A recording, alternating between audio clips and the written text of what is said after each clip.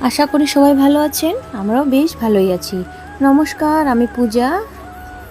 তো আমার দুই মা আর আমি মিলে চলে গেছিলাম মামার বাড়ির উদ্দেশ্যে, দাদুর শরীর অসুস্থ থাকার কারণে।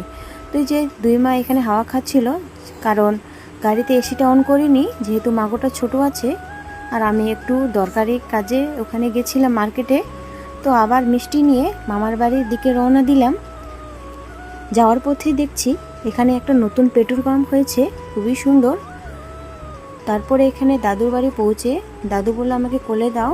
এইটা হচ্ছে আমার দাদু, মাগোটা দাদুর কোলে উঠছে। বড় মামার বাড়ি এই যে এটা, আগেই দেখেছিলাম বন্ধুরা। এদের বাড়ি তো বলা চলে ফুলের বাগান, খুবই ভাল লাগে আমাকে। এই যে, তো ভিডিওটা কেমন লাগলো অবশ্যই লাইক কমেন্ট শেয়ার করবেন। সুস্থ থাকবেন, ভালো থাকবেন। দেখা হচ্ছে নেক্সট নিউ ব্লগে।